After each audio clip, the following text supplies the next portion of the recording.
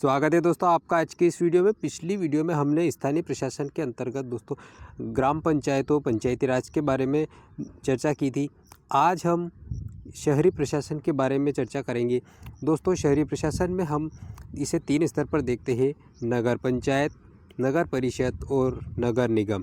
नगर पंचायत इसमें छोटे छोटे नगर क्षेत्र आते हैं, नगर परिषद में इनसे थोड़े और बड़े क्षेत्र आते हैं, और नगर निगम में बड़े नगरों के लिए प्रयोग किया जाने वाला शब्द है नगर निगम। दोस्तों सबसे पहले नगर निगम की स्थापना मद्रास में हुई थी और वह 1687 ईस्वी में हुई थी। अगला दोस्तों बढ़ते हैं अपन प्रश्नों की तरफ। अब पहला प्रश्न है, नगरों में स्थानीय स्वशासन उपलब्ध कराने के लिए संविधान संशोधन पारित किया गया था। कौन सा संविधान संशोधन पारित किया गया था? तो नगरों में स्थानीय स्वशासन उपलब्ध कराने के लिए दोस्तों 74वां संविधान संशोधन अधिनियम पारित किया गया था। कौन सा? 74वां संविधान संशोधन अधिनियम पारित किया गया था। ये 1993 में पारित किया गया था। दोस्तों 73वां संविधान संशोधन पंचायतों ग्रामीण क्षेत्र में पंचायतों के लिए संशोधन हुआ था। दूसरा प्रश्न, 1793 के चार्टर एक्ट के में नगर निगम की स्थापना हुई।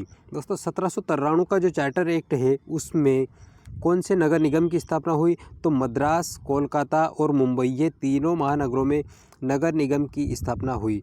1793 के चार्टर एक्ट में मद्रास, कोलकाता और मुंबई तीनों महानगरों में नगर निगम की स्थापना हुई। बढ़ते हैं तीसरे प्रश्न की ओर। तीसरा प्रश्न है हमारा, 74वां संविधान संशोधन अधिनियम कब लागू हुआ? 74वां संविधान संशोधन अधिनियम जो है दोस्तों ये 1 जून 1993 को लागू हुआ था। 1 जून 1993 को 74वां संविधान संशोधन अधिनियम लागू हुआ। अगला दोस्तों 74वें संविधान संशोधन को कहाँ पे जोड़ा गया? तो दोस्तों ये भाग 9 में जोड़ा गया। कहाँ पर? भाग 9 क में जोड़ा गया 74वां संविधान संशोधन। अगला दोस्तों 5वां प्रश्न, अनुच्छेद 243 त से य 6 तक रखे गए हैं। दोस्तों ये जो शहरी प्रशासन के अंतर्गत दोस्तों अनुच्छेद 243 में त से 6 तक के जो प्रावधान है ये भाग 9 क के अंतर्गत रखे गए। छठा प्रश्न, 74वें संविधान संशोधन अधिनियम में कितने विषय रखे गए? तो दोस्तों 12वीं अनुसूची में 18 विषय रखे गए हैं। 74वें संविधान संशोधन के तहत कितने विषय रखे गए हैं? 18 विषय। बढ़ते हैं 7वें प्रश्न पर, किस पद के अंतर्गत 3 प्रकार की नगर पंचायत, नगर पालिका और नगर निगम की स्थापना की गई? दोस्तों नगर पंचायत, नगर निगम, नगर पालिका की स्थापना 74वें संविधान संशोधन अधिनियम के तहत की गई। जिन नगरों की आबादी 3 लाख से अधिक है वहाँ पर गठन किया जाता है दोस्तों, वहाँ पर वार्ड समितियों का गठन किया जाता है। जिन नगरों की आबादी 3 लाख से अधिक है किसका गठन किया जाता है? वहाँ पर वार्डों का। अगला प्रश्न दोस्तों 9वां प्रश्न है, नगर पालिकाओं का गठन किस प्रकार होता है? तो दोस्तों ये वयस्क निर्वाचन और प्रत्यक्ष मतदान के द्वारा नगर पालिकाओं का गठन होता है। 10वां प्रश्न, अनुसूचित जाति अनुसूचित जनजाति के लिए आरक्षित स्थान किस प्रकार से हैं? तो दोस्तों ये जनसंख्या के अनुपात में इन्हें आरक्षण प्रदान है। 11वां प्रश्न दोस्तों, नगर पालिकाओं का कार्यकाल कितने वर्ष का होता है? तो ये 5 वर्ष का होता है। नगर पालिका विघटन के दौरान कितने समय के भीतर चुनाव कराना अनिवार्य है? तो दोस्तों ये 6 माह के भीतर तक चुनाव संपन्न कराना अनिवार्य है। अगला 13वां प्रश्न है, महिलाओं के लिए आरक्षण स्थान कितना है? तो दोस्तों कुल सीटों का 1/3 स्थान महिलाओं के लिए शहरी प्रशासन में आरक्षित है।